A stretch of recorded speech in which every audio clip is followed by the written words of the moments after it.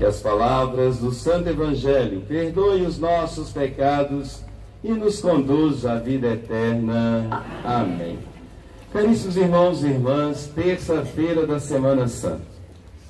E a proposta de hoje é refletir sobre as dores de Nossa Senhora.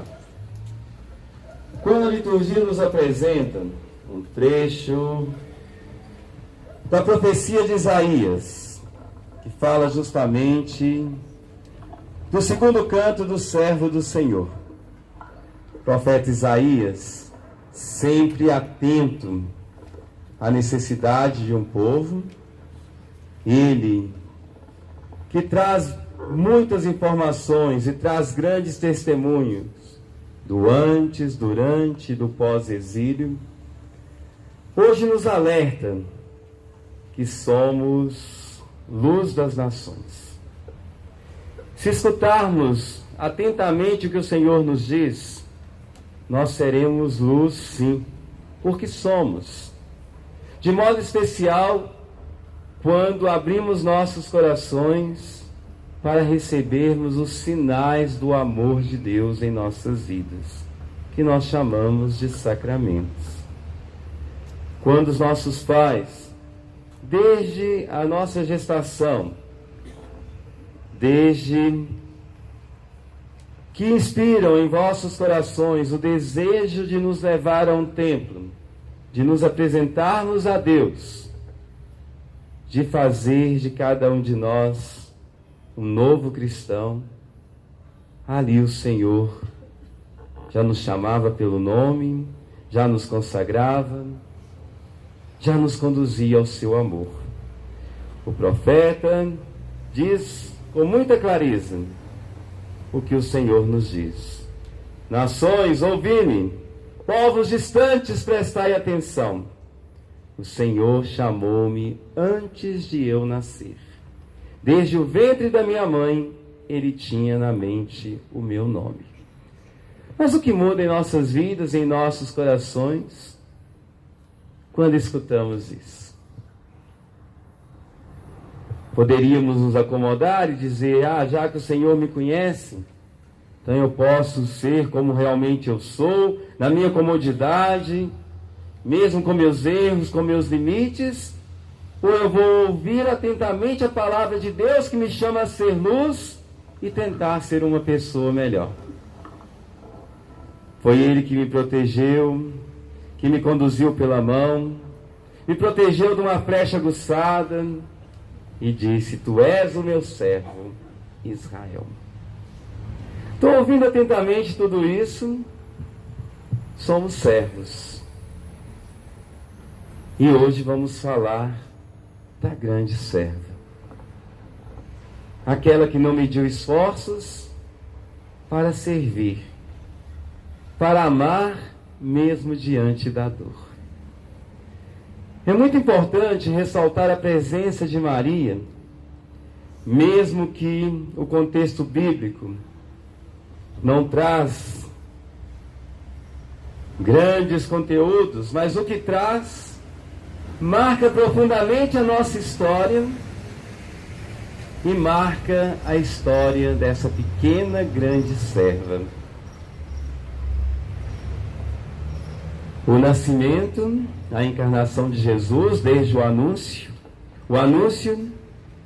que Maria conceberia e daria à luz a um filho, toda a sua trajetória, a viver a paixão, morte e ressurreição de Jesus e a viver o Pentecostes.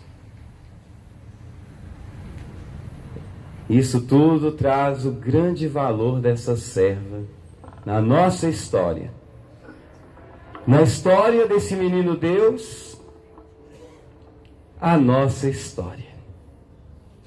Momentos marcados pela dor, mas que ensinou profundamente Maria a viver o amor. Talvez seja essa a nossa grande dificuldade, que nos prendemos muito mais à dor e deixamos de viver o amor. É Santa Teresinha que nos diz que para viver o amor precisamos conhecer a dor. Aí tem hora que dá vontade de bater nesses santos, né? Que tudo que eles dizem traz uma profundidade tão grande, que nos leva realmente a refletir. Mas se nós simplesmente pegarmos de forma superficial, não vamos compreender. Vai ser simplesmente mais um dizer de um santo, mais um dizer de algum teólogo, exegeta, que tenha falado, algum escritor que aprofundou verdadeiramente sobre Maria. Mas nós não podemos banalizar tudo isso e sabemos disso. O próprio Jesus nos pede para mergulhar em águas mais profundas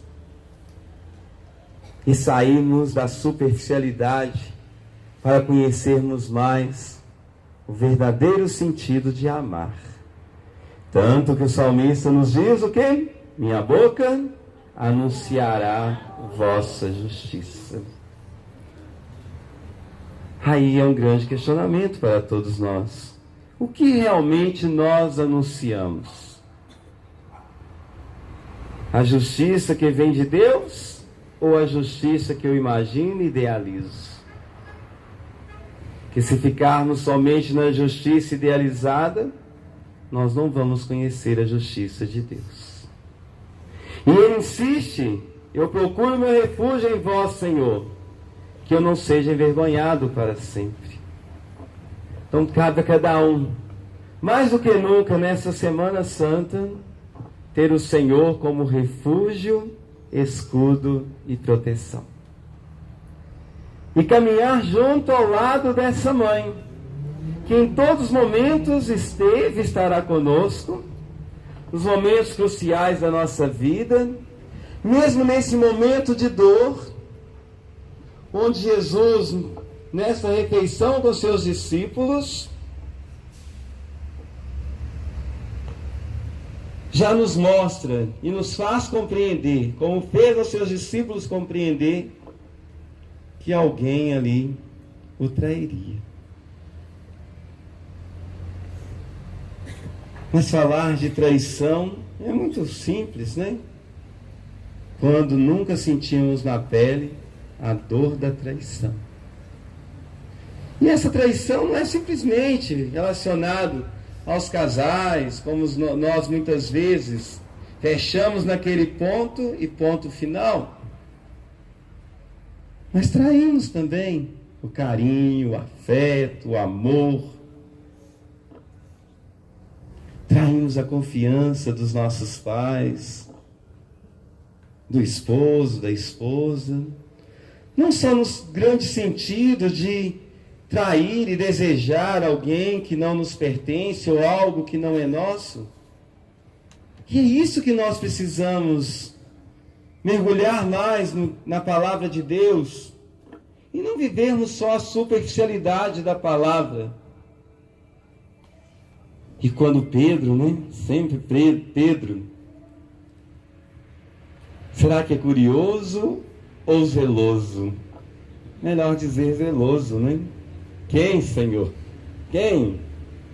E quem aqui não teria curiosidade também?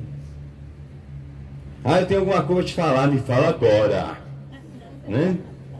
Você vai me matar de curiosidade. Mas tem coisas que realmente nós precisamos aprender a guardar no coração e esperar.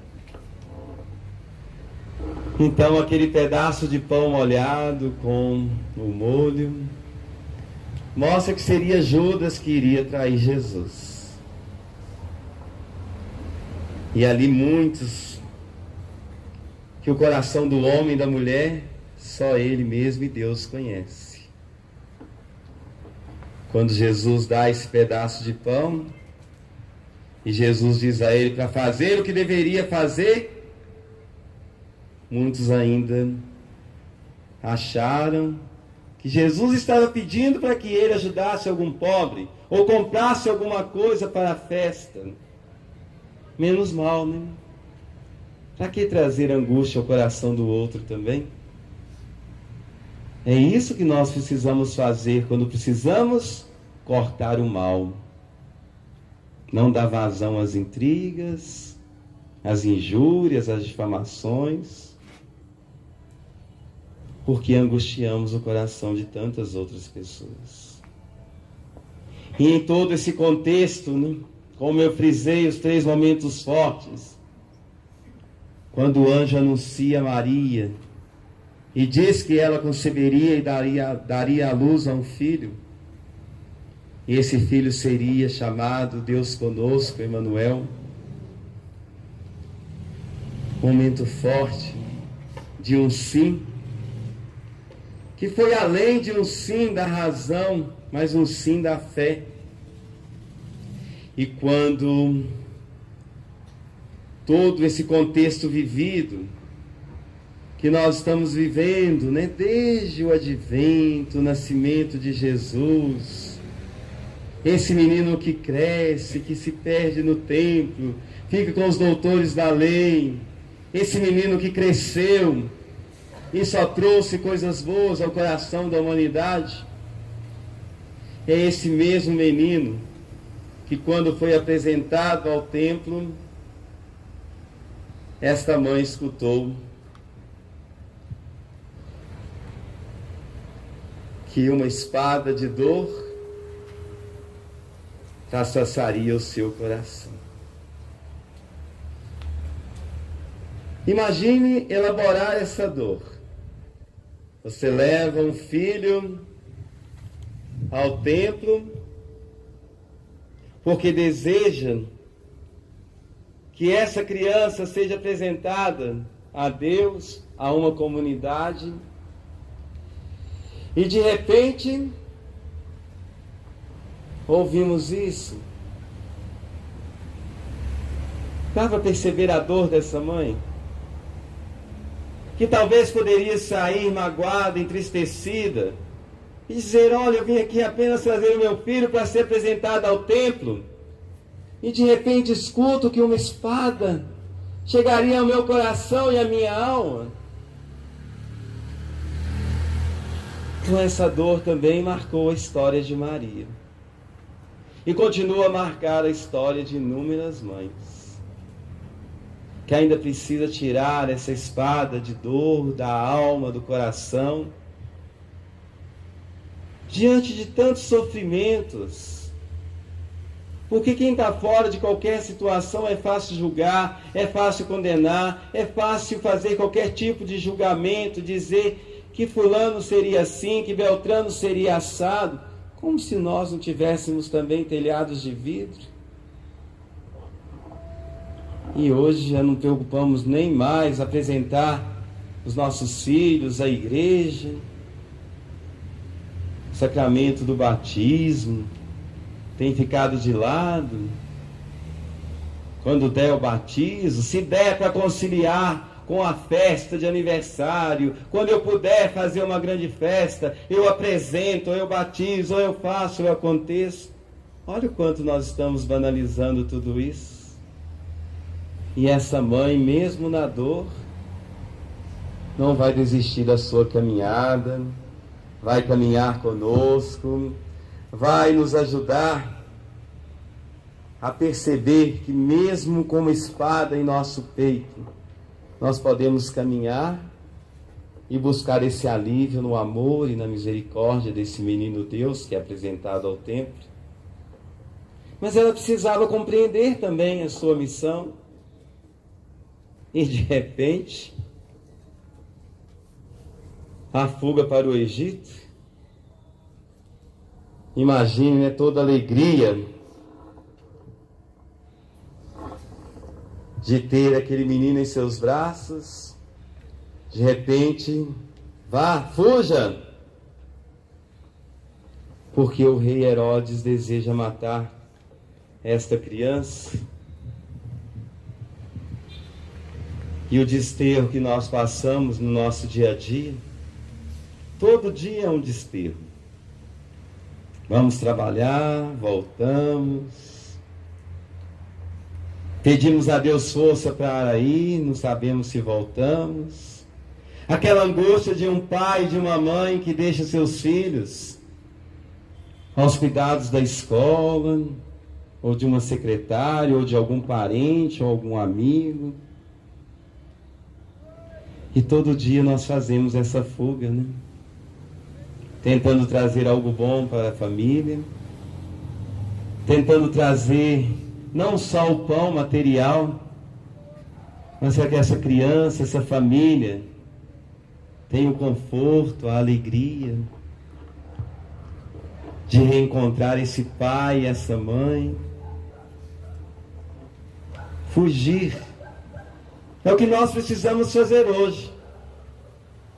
Fugir das injúrias, das difamações, das calúnias, das perseguições, das fofocas, das intrigas, de tudo isso que nós sabemos que destrói e faz com que o povo sofra com esse pedaço de carne que se chama língua. Quão bom seria se anunciássemos a boa nova e não destruíssemos as pessoas que estão à nossa volta. E Nossa Senhora do Desterro fugiu, que precisava proteger o seu filho. Lá vai Maria, José, lá vai João, Sebastiana, tantas Marias e Josés que fazem isso diariamente e nós não damos a menor importância, que estamos bem. Graças a Deus, né? Posso ir, voltar, tenho meu carrinho, vou voltar para minha casa confortável, tenho meu salário gordo no final do mês. E as Marias e os Josés estão fugindo, né?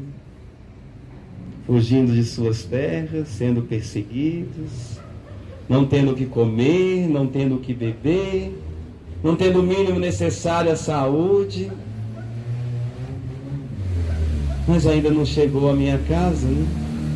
Ninguém anunciou que eu precisaria fugir, pegar os meus filhos e sair correndo, porque estou bem, né? E quando nós estamos bem, talvez não faça muita diferença a dor daquele que está no desterro, a dor daquele que está passando por dificuldades. Mas peçamos a Nossa Senhora do Desterro e a São José, essa Sagrada Família, que mesmo diante da dor dessa fuga, não desistiu de acreditar no amor e na misericórdia. Não desistiram de traçar essa história que nos faz estar aqui hoje. E de repente a dor da perda dessa criança no templo, né? E aí? Como nós nos sentiríamos? Mas poderíamos dizer que para os judeus com 12 anos, o menino já é um homem, já tem uma maturidade maior. Mas era filho ou não? Para uma mãe, para um pai, os filhos têm idade? Pode ter 12, 24, 36, 48, 60, 72... Tá bom na conta, né? Matemática boa. Mas não tem. Imagine um filho que se perde, como estamos perdendo aí os nossos filhos, pelas drogas, pela bebida, pela prostituição, pela maldade, pela calúnia, pela difamação. Inocentes, se perdendo de diversos modos nessa vida. Mas essa mãe estava tranquila porque ele estava em comunidade. E hoje o padre, mesmo estando em comunidade, tem que alertar aos pais, às crianças: olha, fiquem atentos aos seus filhos, a nossa igreja é muito grande. Se eles saíram para tomar uma água, vai lá ver o que está acontecendo. É muito triste ter que dizer isso num ambiente religioso. Por que isso está acontecendo conosco? É claro que ao voltar para casa, voltar para a nossa família e não ver aquele filho, é claro que vai doer. É claro que vamos voltar, correr, saber o que está acontecendo. Mas quão bom seria, né, poder chegar em casa e de repente sentir a falta e voltar e os nossos filhos estarem no templo, que estavam entre amigos, estavam em família, estavam lá falando das coisas de Deus. Mas hoje, quando sentimos a falta dos filhos, onde eles estão? Por onde começar? Por onde procurar? Olha a dor como aumenta. Se a dor desta mãe foi tamanha, imagine a dor desta mãe de hoje. Que os filhos saem, não dão satisfação, vou ali, o ali vira a noite, vira a sexta-feira, vira o sábado, vira o domingo. Será que o nosso coração não dói? Será que não nos falta um pouquinho de sensibilidade para ligar para essa mãe, para ligar para esse pai? Olha, eu vou dormir fora. Olha, eu vou passar o final de semana fora. Que nós gostamos de dizer que somos donos do nosso nariz. Mas quando vem a dor e o sofrimento, primeiro o colo é do papai e da mamãe.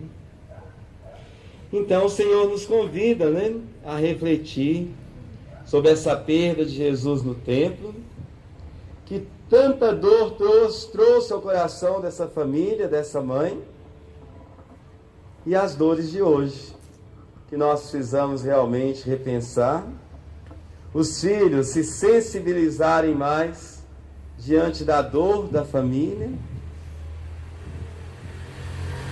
mas buscarmos essa perda no tempo de Jesus. Quão bom se todos nós perdêssemos no tempo de Jesus. E ali, estarmos sempre em oração e no desejo de ser uma pessoa melhor. Não só de ensinar, mas também aprender.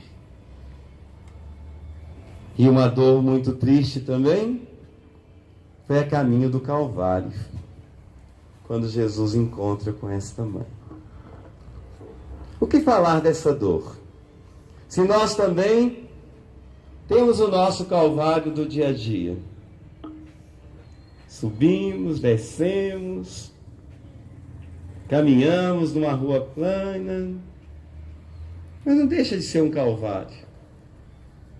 Mas Jesus diz o tempo inteiro que não quer sacrifício, quer misericórdia diante da nossa vaidade, diante do nosso orgulho.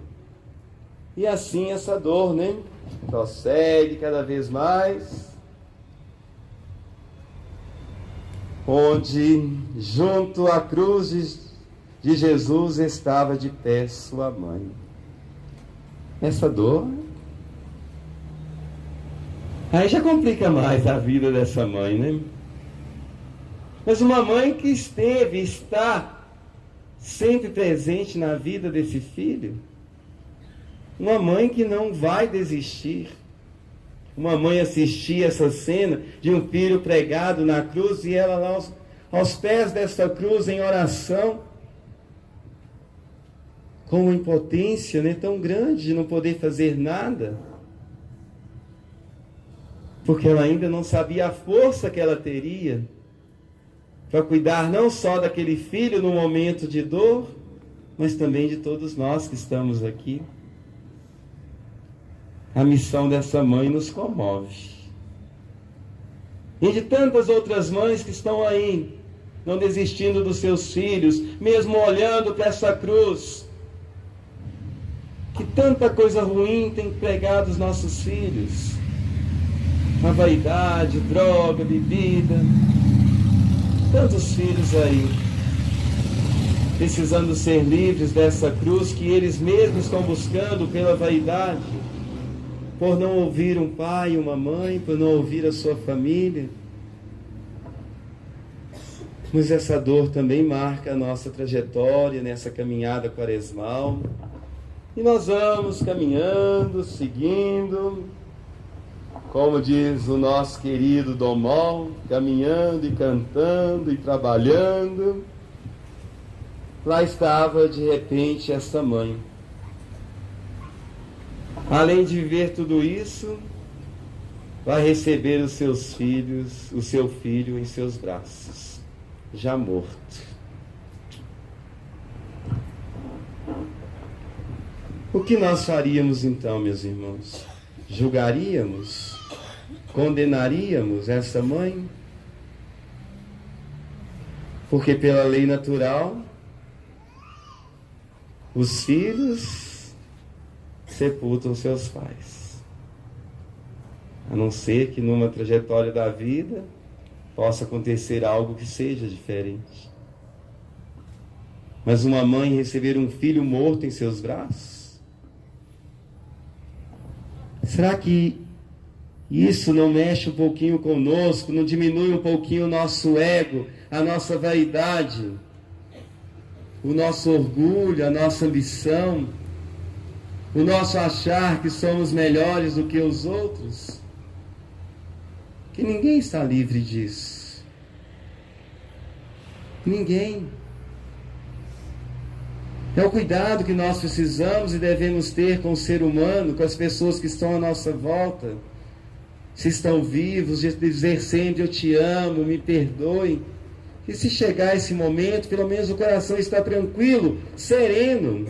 O coração de Maria estava doído, mas ela estava serena, porque ela fez tudo o que poderia ter feito por esse filho.